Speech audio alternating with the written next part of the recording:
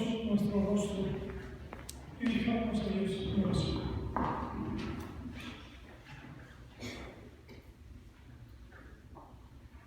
Sin duda, en cada momento de nuestra vida, tú has sido y has caminado con nosotros. Tu permanencia constante a través de tu obra perfecta y trinitaria para con tu pueblo, para con tus hijos, ha permanecido y ha continuado impactando trascendentalmente la vida de muchos más de los que podríamos imaginar.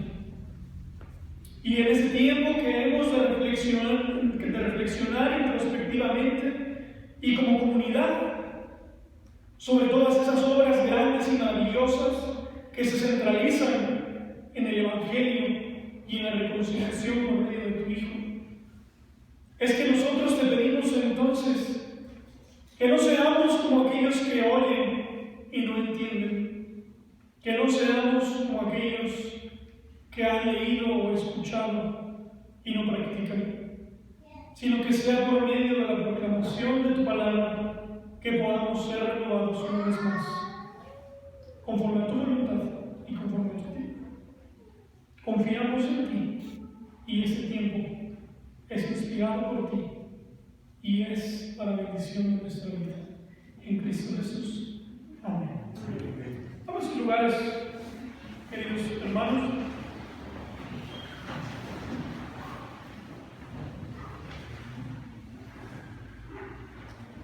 Siempre es un gusto estar una vez más compartiendo de la palabra de Dios y lo que Dios ofrece para nuestra vida y bendición de nuestros corazones, de nuestras familias y de todo nuestro Señor. El mensaje de esta mañana, como lo hemos podido ver en nuestros boletines, la plenitud de Cristo en la reconciliación de todo lo creado. Pero al mismo tiempo analizando, si ustedes reflexionaron sobre todo lo que hemos cantado y lo que ha de venir después del mensaje, la acción de gracias por medio del sacramento en los misterios divinos de Dios, la comunión y la acción de gracias de la comunidad para con Dios, pues hasta pareciera que el mensaje saliera sobrando. No hay mucho más que añadir, no hay mucho más que decir de lo que nos transmite el compartir en comunión. Sin embargo, serán algunas preguntas en las que me gustaría que nosotros reflexionáramos antes de participar de este don divino. Hemos leído ya en el Antiguo Testamento, en Génesis, y creó Dios al hombre a su imagen y semejanza. Y dicha creación, así como la pregunta que escuchamos en los avisos acerca de la obra trinitaria de Dios, no sé si ustedes identifican, en Génesis 1, 26 y 27, habla sobre una creación en plural, la obra del Padre, el Hijo y el Espíritu Santo, creando al hombre a su imagen y semejanza. Pero ¿qué tanta trascendencia tiene para tu vida, para nuestra vida como individuos? Cuando reflexionamos y entendemos que hemos sido hechos a imagen y semejanza de Dios. ¿Qué tanto impacto tiene para con tu proceder y tu obrar para con los que te rodean? ¿O qué impacto tiene en nosotros como comunidad, como iglesia? Y la pregunta entonces que me gustaría que nos hiciéramos es: ¿por qué estamos aquí? Si tuviéramos el tiempo, sería interesantísimo que cada uno de nosotros respondiéramos: ¿por qué vine hoy aquí?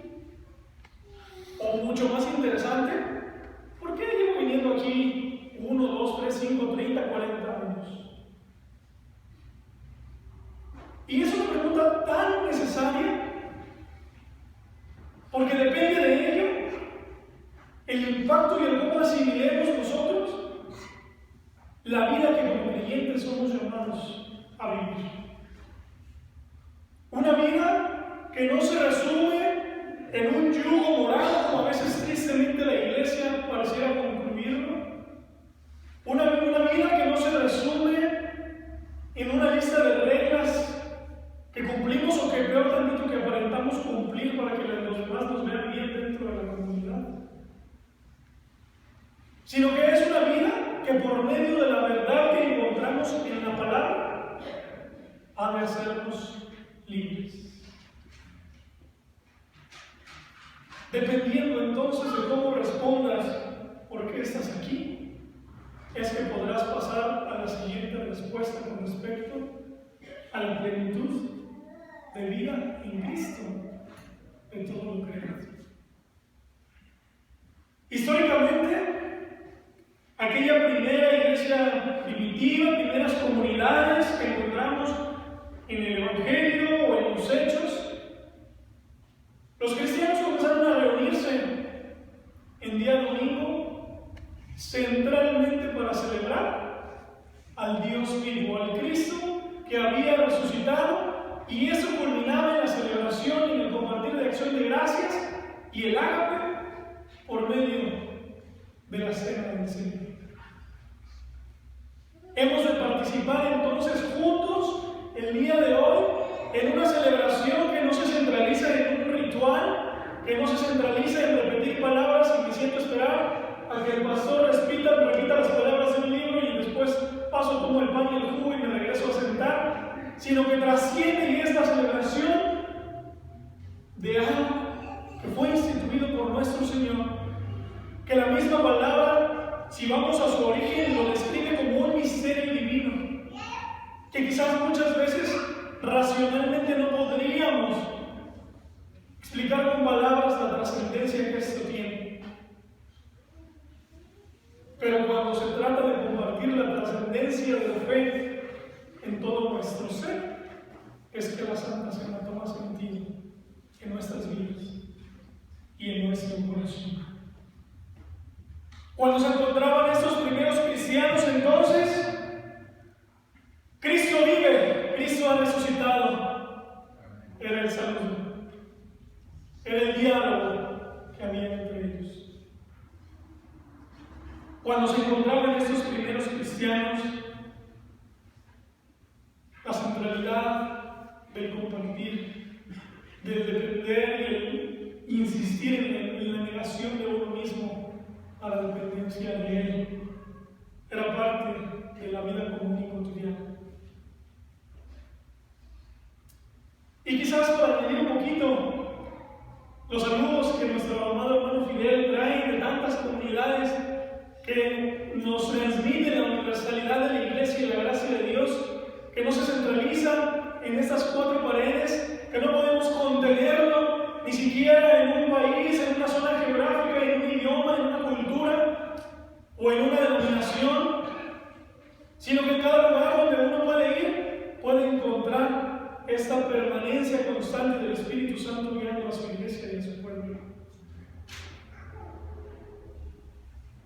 Y en donde quizás también sería bueno insistir, centralizando un poco en los dones, los talentos y nuestra responsabilidad como creyentes, en donde a veces creemos que el predicar es ocupar un lugar como este y ponernos a hablar 15, 20 minutos o hasta una hora, dependiendo de la iglesia donde uno esté. Pero la centralidad del compartir del Evangelio en estos primeros creyentes no se basaba en el hablar, se basaba en el vivir. En Antioquía, aquella primera iglesia cristiana, fueron llamados como apodo, como sobrenombre cristianos, aquellos que seguían al Jesús de Nazaret que había resucitado, no por cuanto de ellos se pararon a decir cuán buenos creyentes eran y cuán malos eran los que no creían, sino que la gente veía en ellos y trascendía en ellos y reflejaba en ellos la fe. Y cuando ellos compartían, cuando ellos transmitían sus costumbres, que eran igual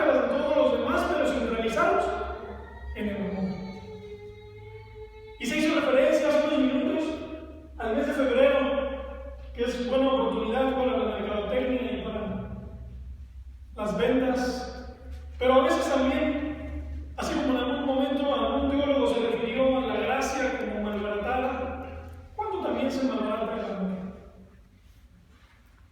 Porque el amor que encontramos en la palabra y en el Evangelio no es un amor que se basa en sentimientos humanos, limitados, y a veces tan imperfectos, tan llenos de egoísmo, tan llenos de un egocentrismo, que pareciéramos amar para estar bien nosotros y no al que decimos amar. Pero el amor que encontramos en el Evangelio es ese amor que trasciende un sentimiento humano y se convierte en una plenitud de vida que ni siquiera sabemos o entendemos de dónde es que emana, por la simple respuesta de que no proviene de nosotros, sino que proviene de nuestro Dios. Es ese amor ágape que es sembrado en nosotros, y es ese amor el que trasciende para mostrar la fe. Y entonces esa forma de vida, que quizás podría describirse como aquel pensador que dijo: a lo largo de tu vida predica todo el tiempo, y solamente cuando puedas, habla. ¿Y cuánto contradice esto, verdad? La costumbre a la que hemos sido muchas veces encaminados, o el cómo creemos, o en qué reside la misión de la iglesia o la predicación. Haciendo referencia, una vez más, a la porción de Génesis que hemos leído, Dios a esos que había creado, varón y hembra, a imagen y semejanza de Él, dice la Escritura, los bendijo y les dijo: fructificad la tierra y sojuzgadla. Y comienza a mencionar entonces todo lo creado: animales, bestias del campo, aves. Pero ¿cuántas veces hemos nosotros percibido esta responsabilidad, mucho más que una responsabilidad con nuestra tierra, como una bendición de Dios? Los bendijo y les dijo. Ofreció entonces esa plenitud de vida que Cristo mismo confirma. No he venido a abolir nada de lo que ha sido antes, no he venido a abolir lo que después vino para con el pueblo, que fue la ley, sino que he venido a cumplir. Pero pareciera ser que cuando nosotros reflexionamos conforme a la ley de Dios, y conforme a la costumbre y la enseñanza común de la iglesia cristiana de nuestro tiempo, concluimos en ese yugo que he mencionado anteriormente, ¿verdad? A veces pareciéramos describir la ley como: no, pues es que antes era la ley, pero ahora es la gracia, ¿verdad? Pero al mismo tiempo, cuando ponemos un énfasis central, cuando Cristo dice: yo no he venido a abolir la ley, sino a cumplirla, pues entonces nos confundimos, ¿verdad? Entonces pareciéramos no entender. Pero yo les pregunto, si para nosotros el día de hoy interpretar la ley pareciera ser como un yugo, como una exigencia puramente moral, como incluso una esclavitud a una ley promulgada por medio de Dios, ¿cuántas veces encontramos a los salmistas quejándose de la ley? ¿Cuántas veces has encontrado un salmo que eran esas oraciones tan sinceras, tan profundas, tan genuinas, refiriéndose a la ley como hoy la entendemos? Todo lo contrario. Vayamos al Salmo 119, vayamos a la infinidad de oraciones expresadas por medio de los líderes del pueblo de Dios, en donde describe la ley como eso que sacia. Cuán dulce es tu ley, cuán bueno es. Y entonces, cuán diferente es que nosotros concebimos esa ley que ha sido cumplida por medio de Cristo. Esa ley que se centralizó esencialmente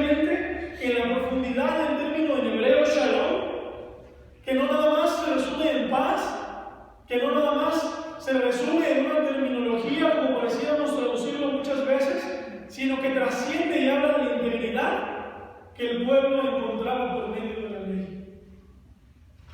Una ley que no fue dada para yugo o esclavitud, sino una ley que era enlistada y que era completamente dividida para que la sociedad, la casa común, pudieran encontrar plenitud de vida. Pero cuán diferente muchas veces es la teoría a la realidad en práctica.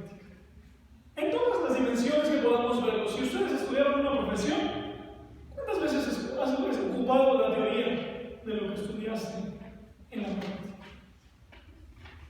La teoría y la enseñanza muchas veces está llena de casos ideales, de casos utópicos, de casos que muchas veces concluyen en el imaginario.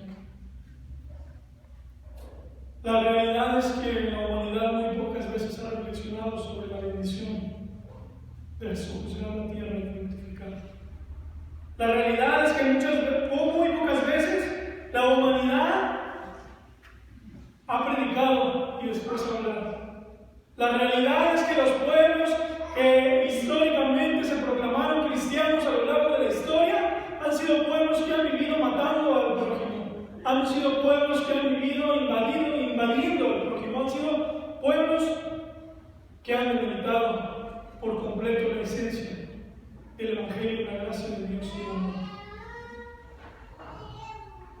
La respuesta del hombre a dicha bendición, a dicha experiencia, a dicha reflexión, ha sido la guerra, la muerte, la destrucción, y muchas veces incluso en nombre de Dios. Y por ello hay por ahí una expresión muy interesante de Miguel Bonino, pastor argentino metodista: solo un ateo puede ser un buen cristiano.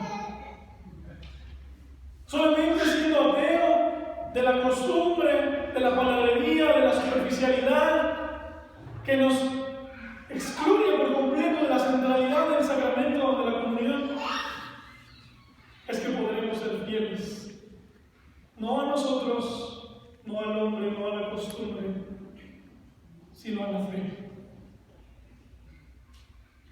Como lo hemos ya mencionado, después de varios meses fuera del país, en la centralidad de lo que la iglesia cristiana hoy es en Europa, un contexto social completamente secularizado,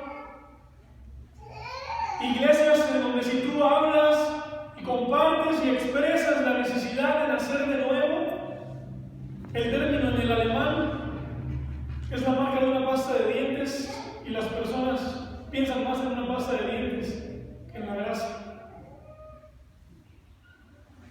Pero también un contexto no tan lejano de nosotros y de nuestro tiempo. Un contexto en donde durante siglos diversos países, a pesar de proclamarse creyentes o cristianos, se han peleado a sus miembros.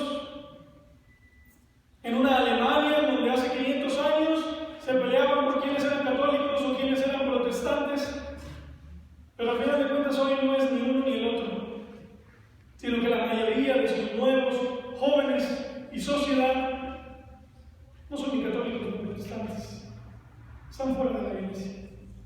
No les interesa saber nada de la iglesia. A muchos no les interesa saber nada de la fe que ha destruido sociedades y civilizaciones. Pero qué tan ajenos estamos en nuestro tiempo de este contexto que quizás comienza a llegar a nuestro tiempo y a nuestro contexto. ¿Dónde están nuestros nietos? ¿Dónde están nuestros sobrinos que por ahí en algún momento formaron parte de esta comunidad? Y no es que ellos no crean, porque es una peculiaridad muy interesante en América Latina y en México, y muy para oportunidad de la iglesia. En Europa la gente ya no le interesa y no cree. Aquí la gente cree, pero ya no le interesa estar dentro de la iglesia. Los jóvenes creen. Los estudios estadísticos y conclusiones que han surgido por medio de académicos con respecto a la cultura, sociología, no es que el pueblo mexicano y la nueva generación ya no cree, no es que ya no tengan fe, es que están cansados de las mentiras y prefieren expresar y vivir su fe afuera que dentro de la comunidad. ¿Cuán responsables somos entonces de responder con responsabilidad a nuestras familias y a nuestra sociedad? Un pueblo mexicano que sabemos muy bien cómo es que padece circunstancias de crisis que hace decenas de años no vivíamos, y que no se trata de política, no se trata de preferencias, no se trata de gustos, de colores, sino que se trata de que todo aquel que nos rodea es hecho a imagen y semejanza de Dios. Y por ello tiene derecho y tenemos nosotros la responsabilidad de compartir con ellos. No por medio de palabrerías que no reflejan lo que somos muchas veces, sino por medio de nuestra vida como mostramos a Cristo para con los demás. No podemos ignorar que a pesar de todas estas dificultades, la permanencia y la esperanza que Dios nos ofrece es una constante que no cambia, que permanece. La dinámica trinitaria del Padre, el Hijo y el Espíritu Santo actuando para con nosotros. Pero también muy interesante aún, cómo podemos reflexionar la dinámica que la Trinidad misma tiene entre sí. En perfecta comunión el Padre, el Hijo y el Espíritu Santo como ejemplo para aquellos que creen. En aquella oración que Jesús hizo por nosotros y por los que habrían de seguirle, para que ellos sean uno, como yo en ti y tú en mí. Y si vamos al credo niceno, que es parte de la esencia cristiana, la procedencia del Espíritu Santo por medio del Padre. Y a lo largo de todos los ejemplos, tanto teóricos, pero más importante aún, vivenciales, en las experiencias que nosotros tenemos, ¿cómo has experimentado el cuidado del Padre? ¿Cómo has experimentado en el momento de angustia el ser reconfortado por medio del Espíritu? ¿Y cómo has experimentado la propiciación de tus pecados por medio de la figura del Hijo? Pablo escribe en la porción que hemos leído de Efesios y comienza diciendo: yo pues preso en el Señor. Es decir, enfatiza qué es lo que Pablo estaba viviendo. Momento de crisis, quizás de dificultad y de angustia, como muchos de nosotros podemos estar pasando en este momento. Pero la centralidad del mensaje de Pablo no era sin esperanza, no era de ceder como si no hubiera un mañana, no era de pretender creer que el mundo se nos acaba, sino que desarrolla esta exhortación para con la iglesia acerca de la unidad que tenemos en el Espíritu como esencia de la fe. Un bautismo, un Señor, una comunión, una iglesia, una fe.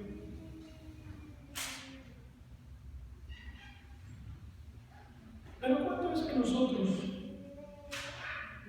entendemos esta unicidad en el cuerpo, en el espíritu, en la esperanza, en un Señor, en una fe, en un bautismo, en un Dios y en un Padre de todos? Esto refleja que sin duda todos nosotros somos diferentes.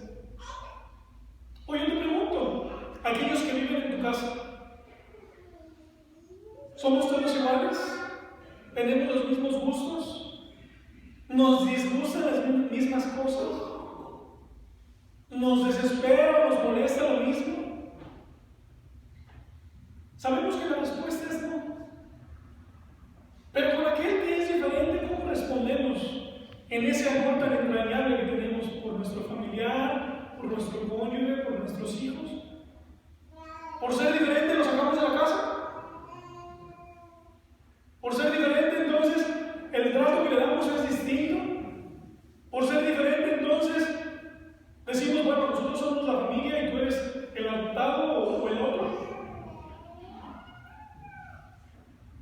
Y si no hacemos eso con los que viven en nuestro hogar, ¿por qué si lo hacemos entonces en la comunidad de fe y en el contexto en el que nosotros vivimos? ¿Por qué nos cuesta tanto trabajo entender que esa unicidad del cuerpo, en el espíritu, en la esperanza en un Señor, en la fe, en el bautismo, un Dios y un Padre de todos, da pauta y tiene una trascendencia acerca de la diversidad que hay muchas veces en el cuerpo, y que esa unidad no se basa en el ser homogéneos entre nosotros mismos, sino que esa unicidad se transmite incluso en una explicación un poquito más larga cuando Pablo escribe en 1 Corintios 12 acerca de los miembros del cuerpo y el cómo se complementan unos a otros. Y en lo que hemos nosotros leído en Efesios, cada uno de nosotros le fue dada la gracia conforme a la medida del don de Cristo. Somos diferentes, pero somos llamados a amarnos igual.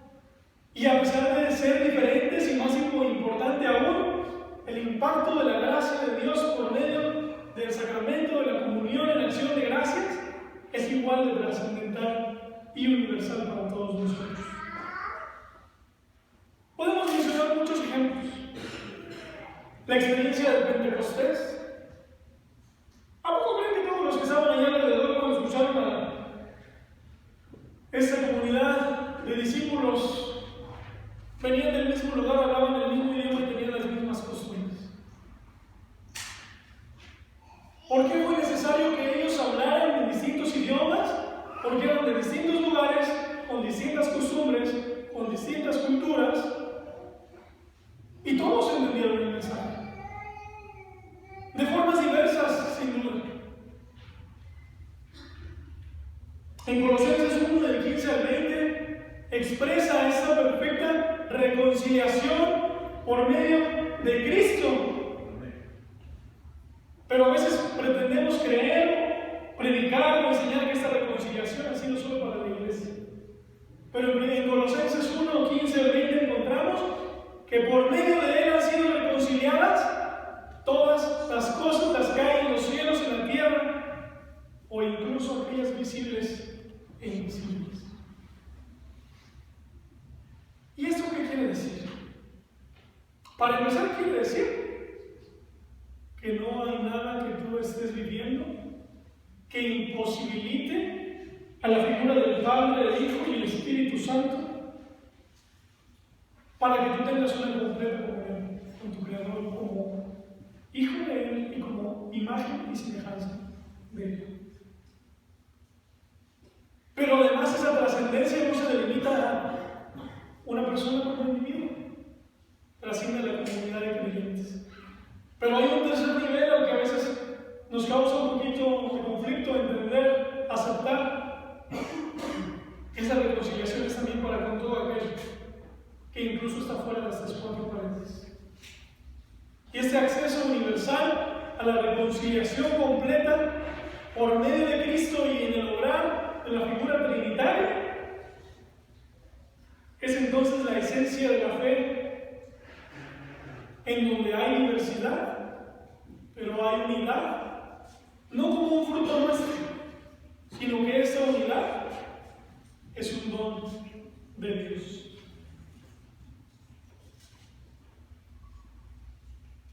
He hablado ya sobre esa sacramentalidad, si podríamos llamarlo así.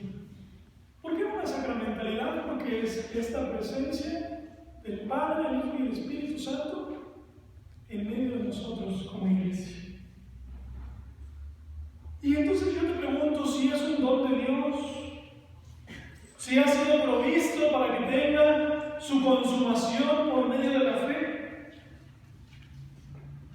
¿Qué es lo que impide entonces que tú vivas en reconciliación? No nada más con Él, sino con todos los que te rodean y amas. Sin duda muchas veces hay conflictos en nuestros hogares. ¿Cuántas veces tenemos tanta dificultad para aprender a comunicarnos unos con otros? Y eso que hablamos el mismo idioma, tenemos la misma cultura, somos de la misma nación. Pero es ahí en donde se centraliza que el Evangelio y la obra trinitaria de Dios trasciende toda situación humana. Y para concluir esta reflexión, quizás pudiéramos mencionar algunos ejemplos bíblicos en aquellos que este impacto tan grande en la obra reconciliadora de Dios para con la unidad y el amor fueron consumados durante el ministerio de Jesús. Cuando Jesús se encontraba con estos que en su momento eligió para que fueran sus discípulos, pero mucho más que discípulos, sus amigos, Jesús no pasaba vendiéndoles, por así decirlo, el mensaje que él tenía, ¿verdad? No había mercadotecnia en lo que Jesús usaba. Como a veces como iglesia pretendemos tenerlo como una idea innovadora. Vamos a meterle esto y esto y esto para que vengan y así les guste. Pero la fe no se trata de gustos y formas, hermanos. Jesús viene, se encuentra con aquellos pescadores y lo único que él expresa es: sigue. Y no les dice, pues piénsame, regreso unos 3 años y me dices si me quisiste ir o no, ¿verdad? Sino que la respuesta que hay por medio de aquellos que entendieron delante de quién estaba fue dejar lo que estaban haciendo y le siguieron. Y así podríamos mencionar infinidad de ejemplos. Aquel publicano que se encontraba ejerciendo y que en su contexto y en su tiempo eran profesiones completamente marginadas de la sociedad, un pescador, un pobre que no tenía estudios, no tenía formas de trascender, sin duda en la cultura judía no había sido tomado por algún maestro de la ley, sino que eran personas de la vida común. Un publicano era un cobrador de impuestos que quizás vivía robando a los demás, que vivía dañando a los demás, que no había entendido la ley y el shalom de Dios, y Jesús viene, se encuentra con él y entonces nos muestra que no depende de nuestras circunstancias. Pero sí depende que no veamos la fe como un sentimiento, como algo que sube y baja, sino como la trascendencia del don de Dios que nos permite madurar y entender para nuestro caminar como creyentes. Un ejemplo de un publicano o de un cobrador de impuestos, Zaqueo, ¿verdad? La Biblia nos dice que era bien chaparrito. Tuvo que subirse un árbol para poder alcanzar a ver aquel que venía anunciando las buenas nuevas. Y la respuesta que Zaqueo tiene cuando se encuentra con Jesús es dejar prácticamente todo mal que estaba haciendo y todo daño, incluso retribuir a aquellos a quienes había dañado, y todavía más aún, reconociendo a Jesús como el creador y el reconciliador de todo el universo, del cosmos y de todo lo que existe. Y quizás estas palabras o términos suenen exagerados, pero así de grande y exagerado quizás pudiéramos decir, es el maravilloso Dios que tenemos. Y Jesús le dice, ¿verdad? Ve a tu casa que voy a ir a comer. No nada más era el Dios del universo, sino ahora el Dios de su vida. Y Jesús no iba solito, ¿verdad? Por lo menos traía a 12 y todos los demás que venían ahí, ¿verdad? Ya me imagino a la esposa lo que le había dicho cuando llegó y dijo, pues vienen para acá en 15 minutos. Pero vemos en estos detalles y en estos ejemplos. Y ahora, antes de proceder al sacramento, vamos a tomar un himno, pero no podemos concluir sin mencionar a aquellos que estaban a los lados de Jesús en la cruz.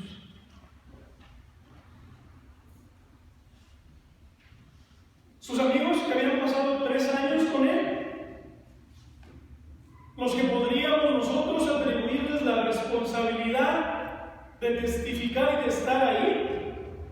Dice la palabra que estaban a lo lejos viendo, confundidos, avergonzados, asustados. Pero a un lado de Jesús, y en medio de la burla, y en medio de la violación completa de su dignidad, y de por todos los medios que pudieran haber de su persona, uno de los juzgados y que había recibido el dictamen a muerte de cruz como Jesús,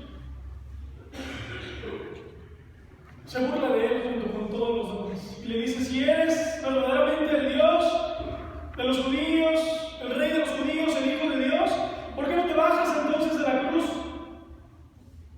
Y en este diálogo el otro le responde: ni siquiera estando aquí puedes darte cuenta de la trascendencia y la realidad y la realidad de la vida, y concluyendo entonces en la fe.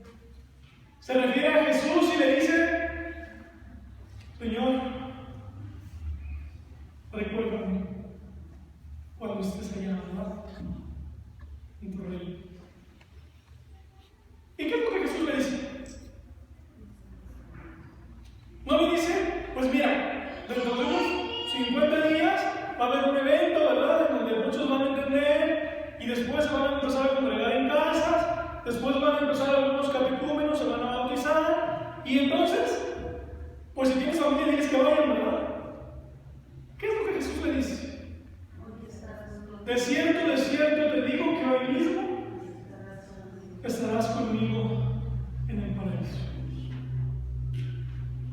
La obra trinitaria de unidad y amor y esperanza, cumplida en una de las primeras confesiones de fe, expresada de una forma tan extraordinaria como todas las demás que le habían precedido, o incluso todavía en una forma mayor, porque este hombre quizás ni siquiera había oído de él, quizás no había visto ninguno de los milagros, quizás no había escuchado ninguna de sus enseñanzas. Sin embargo, decidió responder al ofrecimiento que Dios nos hace hasta nuestros días. Cristo, recuérdame cuando vengas en tu reino. Cristo, recuérdame cuando vengas en tu reino. La respuesta la sabes. De cierto te digo que hoy mismo vas a disfrutar del reino de Dios. Sin embargo, es nuestra responsabilidad en este caminar en santidad y libre albedrío confesar con sinceridad a Dios qué es Él para nosotros y por qué estamos aquí. Escuchemos entonces un canto que he pedido a nuestro hermano Aarón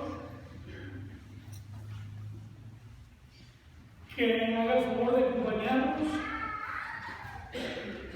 Un canto en el que